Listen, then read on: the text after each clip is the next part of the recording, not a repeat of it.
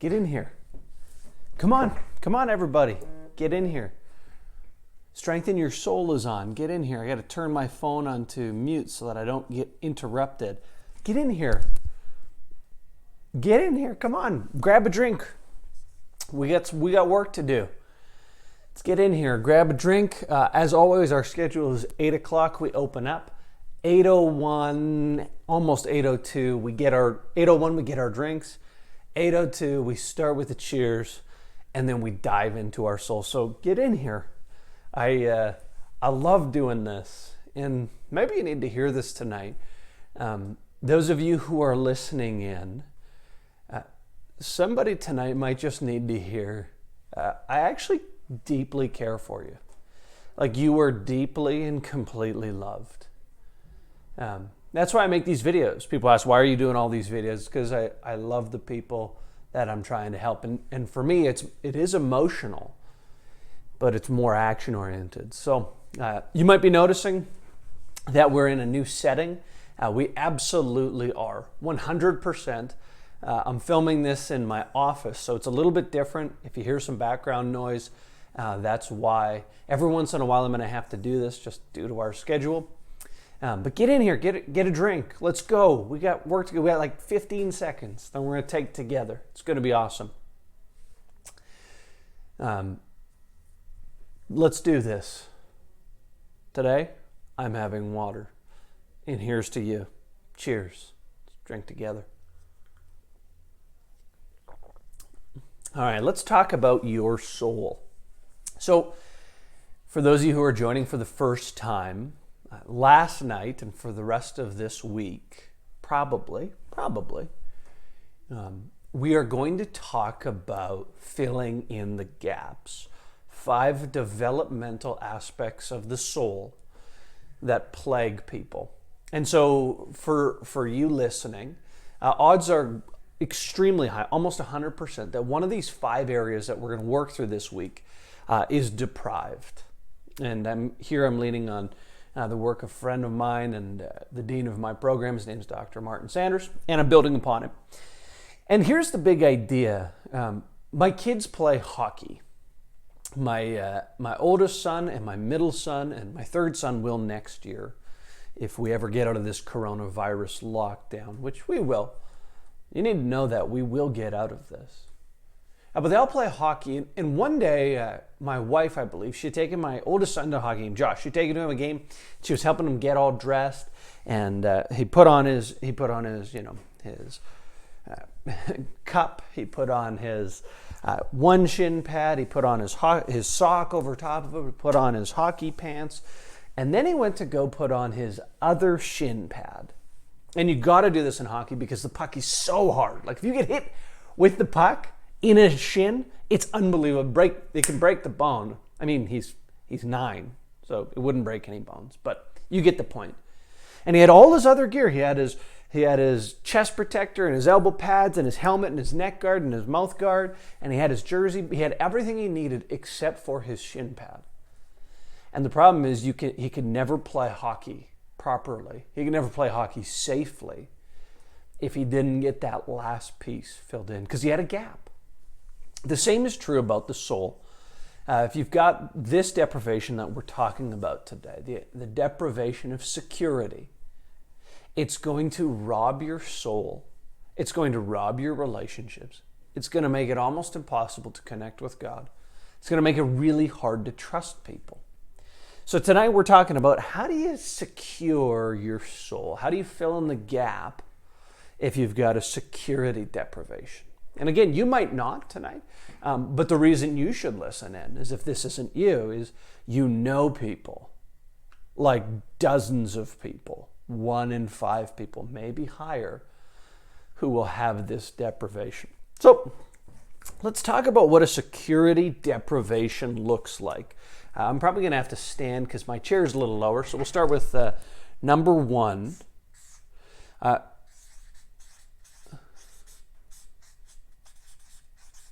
Actually, I'm going to write the word distrust along the side here. And you might be saying to yourself, that is the biggest marker I've ever seen in my life. And I would say, yes, it is. And it's amazing.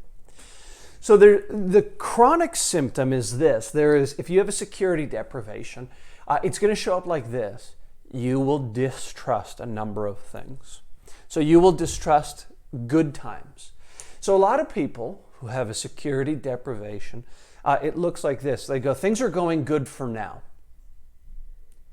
Things are going good for now, but I'm not sure they will. Or the subtext is, things are good for now, is this, and I'm just waiting for the other shoe to drop. I'm waiting to feel like I've got, that everything's going to fall out from underneath me. Number 2, things that you distrust. Loving relationships. So I'm going to share with you a bit of my wife's story. Normally I like to keep it to me or to anonymous people, but my wife has given me full permission to just talk about her in ways that would help people. Because she cares about you too, even though she might not know you. So my wife, for the first few years in our marriage, was always afraid that I would leave her. Even now, one of the challenges that we've worked so hard on, we've got such a great marriage. Honestly, at some point, probably my wife and I will do a series on marriage, a whole different set of videos. I'd love to do that with her. She's amazing. And we've had a marriage where we've been married now almost 11 years. We've had 3 kids. We've lost a parent. We've bought 2 homes. We've done all kinds of transition. And we haven't had one bad week of marriage. Not one bad week. We've had a couple bad days, but we've not had a bad week. But even in our marriage, one of the things, because the security deprivation is a gap she's been filling and allowing God to fill. But because of that, it sometimes for her feels like she's afraid that I won't choose her or I won't choose our family. So there's a distrust of loving relationships. Number 3 is this, and I probably gave myself too much space.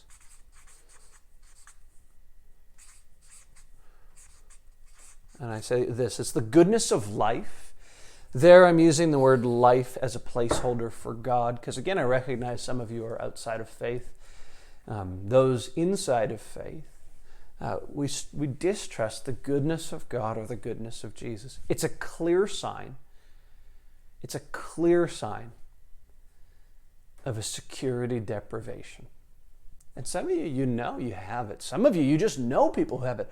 They say things like this. Things are good for now when life's about to fall. I'm just waiting for the next hit to come in. People who have great relationships but can't experience them fully. They can't trust. Or the goodness of life. So let me give you a few reasons why people have a security deprivation. Again, some of this always is going to relate to childhood, so I'll just do this. Y, and we'll do A is unstable home.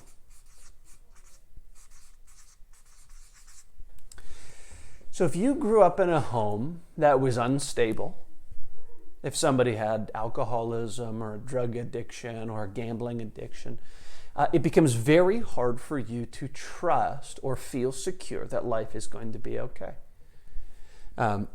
If you had a home that was marked by divorce, for some people, not all, but for some people, it leads to a gap in security. Some of you know exactly what I'm talking about. Number 2, or B, I guess.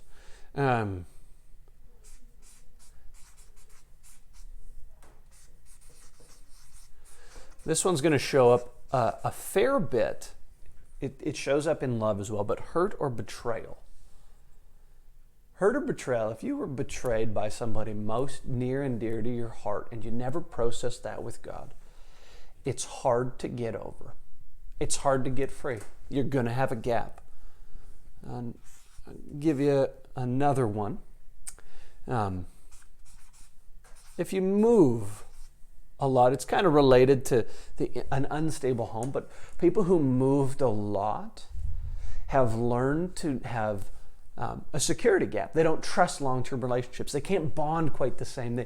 They see people more in a utilitarian fashion. Just a common issue in the soul.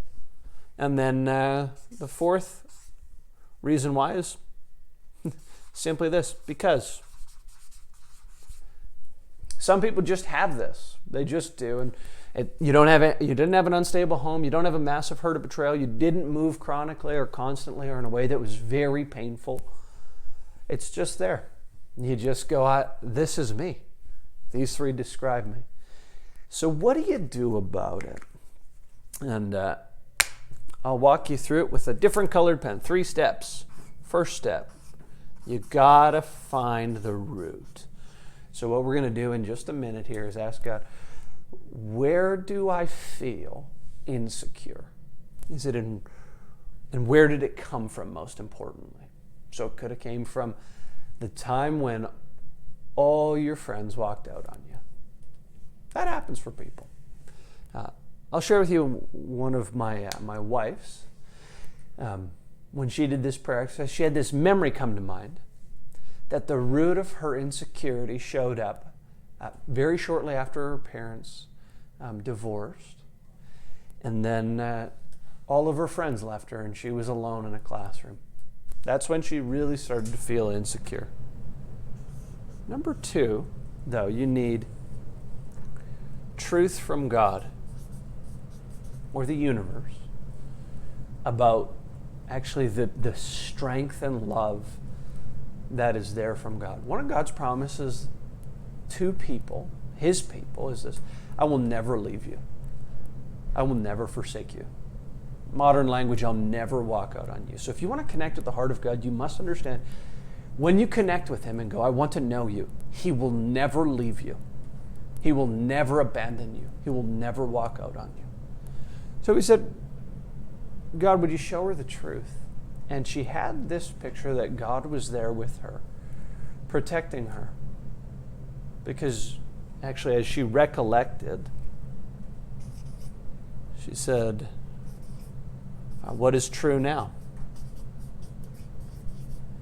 And what thought came into her mind was this: I was protecting you. My wife walked through a divorce at one of the most difficult ages, the divorce of her parents, at about 9 years old, which is one of the most challenging times for divorce to happen in the life of a kid, because they're old enough to understand and young enough that it hurts like crazy. And she kind of made it through okay. So she got to the root. Where did my insecurity show up? God, what is true about you? And for her, it was this: he was always there. And then what is true? He was always there and he was always protecting her. So the truth was about his character. He was always there. But the true was the moment by moment was this, that he was protecting. So if you don't have one of these big gaps, you can still do this activity. I do. It strengthens me. I'll do it with you. So we're going to ask, God, where do I feel, where does insecurity show up in my life? Where did it start? What's the truth about who you are? And what were you doing? So let's do it. So you can say a simple prayer out loud. God, show me a moment where insecurity started in my life. And just think and let thoughts come into your mind. When did insecurity start? For me, I have a moment with my best friend across the street. And it was about his mom, who was sort of domineering, and his dad, who was angry. And I remember just feeling unsafe. And then we go, God, what's the truth? And then what's true? What's the truth? And then what's true? So for me, again, just think, pray, reflect. God speaks to us in our thoughts very often. And this is how we fill the gap. So just think, what's the truth and what was true about the situation? So for me, the truth was this. This thought came to mind, and I believe it was from God. I was with you. And then what was true? That's why no harm came to you. I remember feeling really insecure in this time and season with my best friend across the street with an angry dad and domineering mom. And nothing ever happened to me. And the truth is because God was with me. The universe was with me. Most truly, in my opinion, Jesus was with me. This is how you start to fill in the gap of security. So, we're now on YouTube. If you need to review stuff or do it again, you might need to go over this a couple of times. If you want to like, comment, or share. Yesterday, Facebook actually had a glitch with all videos. They reached out to myself and many people completely and put out a statement. So you probably missed last night, or if you check in Mindset Mastery, which is a different video series I do, you can check those out. We are on YouTube. You could also follow me. That might be weird for some of you. You don't need to, but then that way you won't miss anything, even if there is a glitch. So with that being said, I truly, truly hope that your soul is getting stronger. And I truly know that for many of you it is, because you've reached out. Those of you who've shared, you've helped more people strengthen their soul. And that's the purpose of this all. So, care about you. I want to fill in the gaps this week. And again, I want to remind you, somebody did ask about what is the soul? Probably going to hit that early next week, simply because it's going to take a bit of research. I want to look at historically what if people thought the soul was. And so I want to gather a bit more data for you and then talk to you about from a spiritual perspective, what is the soul? So that'll be awesome. That'll be next week. But tune in tomorrow. Strengthen your soul. Okay, thanks. Have a good one.